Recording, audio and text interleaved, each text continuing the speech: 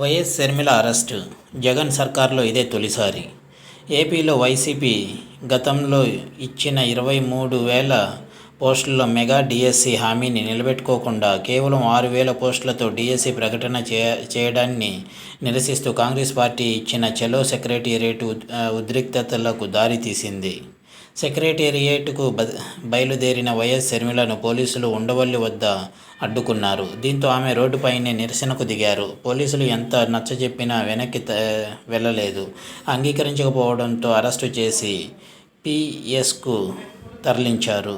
6,000 పోస్టులతో DSC ప్రకటన నిరుద్యోగులను మోసం చేయడమేనని ఆరోపిస్తూ చలో సెక్రటేరియట్కు కాంగ్రెస్ పార్టీ ఇచ్చిన పిలుపులో భాగంగా ఉదయం నుంచే ఎన్టీఆర్, గుంటూరు జిల్లాలలో ఉద్రిక్తత పరిస్థితులు చోటు చేసుకున్నాయి. చలో సెక్రటేరియట్ను అడ్డుకునేందుకు పోలీసులు నిన్న రాత్రి నుంచే కాంగ్రెస్ నేతలను అదుపులోకి తీసుకోవడం మొదలుపెట్టారు. దీన్ని గమనించిన వైఎస్ షర్మిల విజయవాడలోని ఆంధ్ర రత్న భవన్లోనే రాత్రి బస చేశారు. ఉదయం విజయవాడ నుంచి సచివాలయంలోకి వైఎస్ షర్మిల పాదయాత్రగా బయలుదేరారు. కాంగ్రెస్ కార్యకర్తలు, నాయకులతో కలిసి షర్మిల చేపట్టిన పాదయాత్ర ఏలూరు రోడ్డు మీదుగా చల్లపల్లి బంగ్లా వద్దకు చేరుకుంది. అక్కడ కాంగ్రెస్ పార్టీ కార్యకర్తలు, నాయకులతో కలిసి షర్మిల మానవహారం నిర్వహించారు.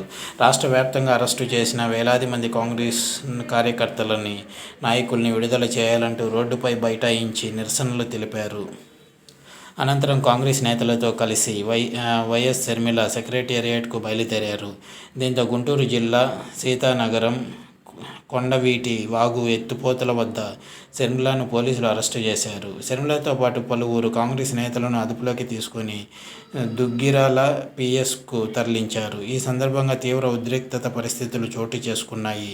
భారీ ఎత్తున మోహరించిన పోలీసులు షర్మిలను అరెస్టు చేస్తుండగా కాంగ్రెస్ శ్రేణులు అడ్డుకునేందుకు తీవ్రంగా ప్రయత్నించాయి. ఇది వ్యూవర్స్.